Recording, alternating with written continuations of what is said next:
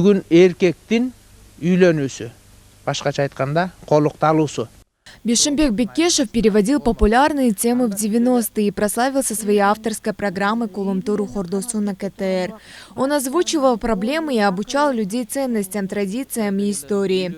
В то же время он был известен своей уникальностью, умением, настойчивостью и способностью вникать в суть дела. Его вклад в развитие новых СМИ, свободных от цензуры в новой независимой стране, бесценен. Работал заместителем директора ОТРК и ЛТР, при этом не переставал вести авторские программы. Посвятив телеканалу последние годы своей карьеры, он работал над авторской программой «Акылзаман». В этой передаче он показывал людей, которые тоже, как и он, своими руками создавали уникальные проекты. Чынында кыргыз журналистикасында орду өтө бийик, өжөр, калыстыкты как жарган.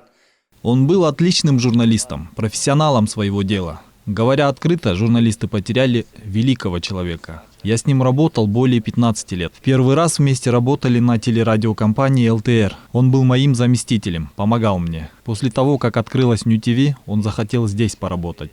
Здесь проработал 2,5 года. Очень много вложил в развитие канала. Он был учителем для молодого поколения. Он учил, что журналист должен прямо в лицо говорить свое мнение, не должен льстить.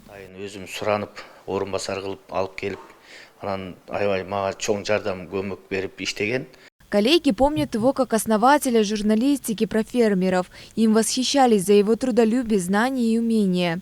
Не всем посчастливилось быть столь же популярным в журналистике, как Бекешев. Он посвятил телевидению почти 30 лет своей жизни, а весной прошлого года решил открыть собственное дело и открыл магазин Айла-Зыгы. Он доказал свою креативность в этой области и за короткое время превратил оригинальные чистые кыргызские продукты в бренд.